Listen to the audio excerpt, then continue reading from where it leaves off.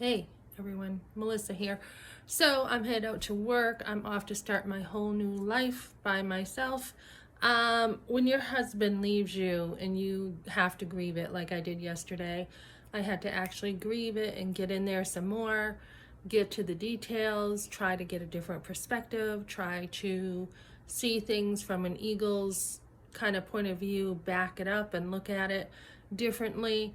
When your husband's not good to you and he can't communicate and he can't treat you well and just abandons you, can't be present for you, can't be there for you, can't, just think of you and what you are going through, going to a whole new state with your kids, nobody, you're trying to get on your feet, you're trying to stay on your feet. It's time to move on. So I think there's different phases with divorce. I think there's the shock of it. I think there's needing support, good support, not just anybody who wants to say anything to you. I think there's a time of thinking of your kids. There's a time of looking at your family. There's a time of, looking back at old friends that you had within the marriage. There's a lot of different things to deal with. So grieve it. When you finally have dealt with it, grieve it. So I've talked about grieving my marriage. I've talked about grieving the abortion with all the relationships around it. So whole new life. Grieving doesn't mean you're weak. Grieving actually makes you stronger.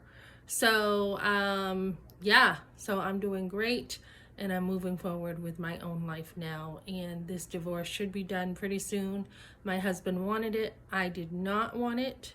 We had an argument. I told him, like I have before, way back when he tried to divorce me before, I was helpless. I had kids and I couldn't just do much about it. And we were very entrenched in family. So, his family coming up against me, I had to just wait and tolerate things until there would be a day that I would say, I'm not coming over so much anymore to his parents. And that day did come. And then with him, there was a time of just me and him. You are supposed to be with your husband, you and him against the world.